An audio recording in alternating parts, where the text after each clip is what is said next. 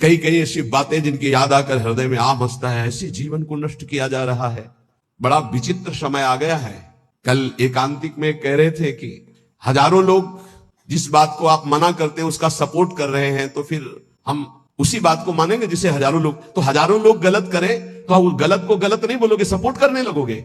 हजारों गलती कर रहे हैं तो तुम उसी गलती को सपोर्ट करोगे। हजारों शराब पी रहे हैं तो तुम शराब को सही मानोगे। हजारों मांस खा रहे हैं तो तुम आप उसको सही का निशान दे दोगे। हजारों व्यभिचार कर रहे हैं तो तुम सही का निशान दे दोगे। तुम्हारी बुद्धि भ्रष्ट हो गई। धर्म शास्त्रों के विरुद्ध आचरण करने वाले चाहे करोड़ों हो जाएं तो भी उसका विरोध होता रहेगा। अगर अंदर से आप विरोध करोगे तो निकल जाओगे दुर्गुणों से।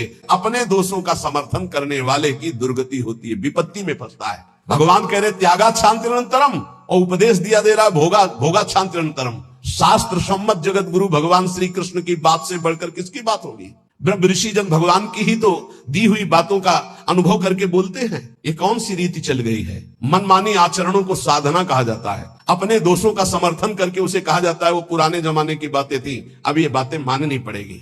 ये व्यर्थ जीवन, निरर्थक जीवन, जो अपनी वासनाओं की पूर्ति के लिए दूसरे जीवों को तड़पा तड़पा के फिर काल उनको तड़पा तड़पा के मारता है, सांस लेने का अवसर नहीं देता। याद रखना, जो प्रभु के उपदेश से विलक चलता है वो कभी महात्मा नहीं हो सकता, वो इंद्रियों का गुलाम हो सकता है।